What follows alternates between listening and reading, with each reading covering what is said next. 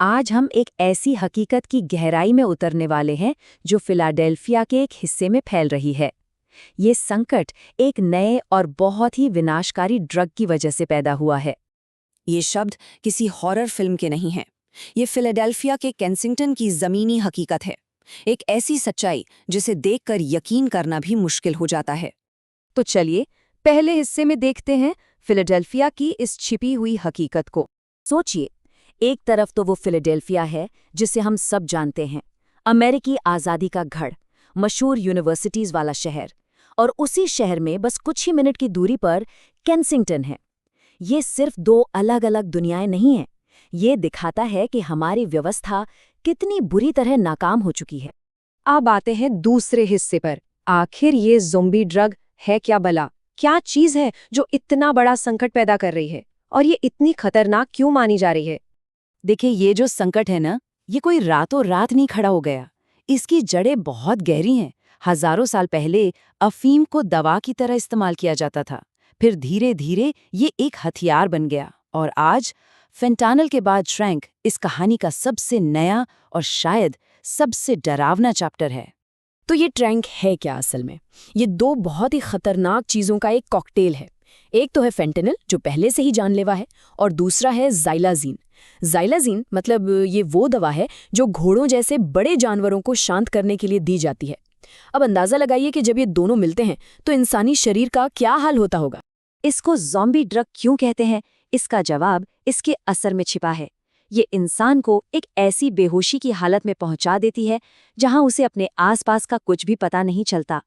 लेकिन सबसे खौफनाक है इसके घाव। ये सचमुच शरीर के मांस को अंदर ही अंदर गला देते हैं। चलिए अब तीसरे हिस्से पर चलते हैं और समझते हैं केंसिंगटन के इस जानलेवा बाजार को। एक सवाल मन में आता है कि आखिर केंसिंगटन ही क्यों?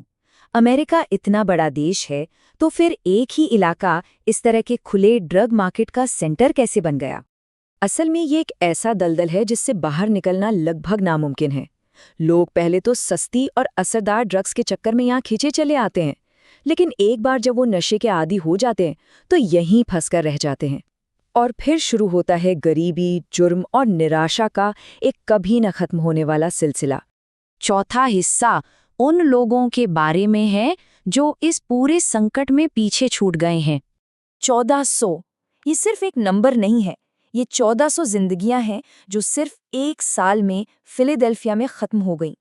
जब कोई इसे अमेरिका पर युद्ध कहता है तो वो इस त्रासदी की गहराई को बताने की कोशिश कर रहा है।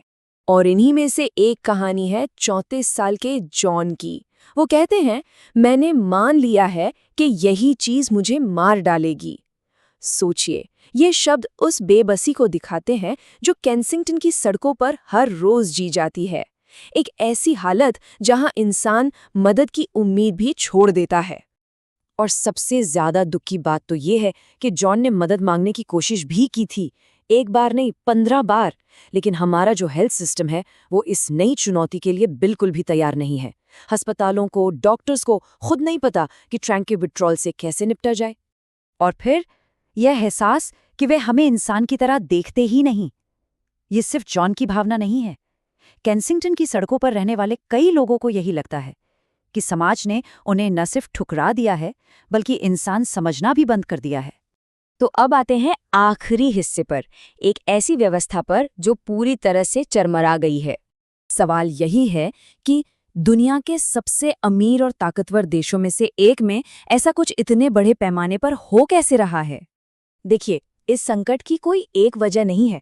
ये नतीजा है दशकों से चली आ रही फेल नीतियों का, मेंटल हेल्थ को नज़रअंदाज करने का, एक ऐसे हेल्थ केयर सिस्टम का जो तैयार ही नहीं है, और उस गहरी आर्थिक निराशा का जो लोगों से जीने की उम्मीद छीन लेती है। जब इतनी सारी चीजें एक साथ गलत होती हैं, तब केंसिंगटन जैसे हालात पैदा होते हैं।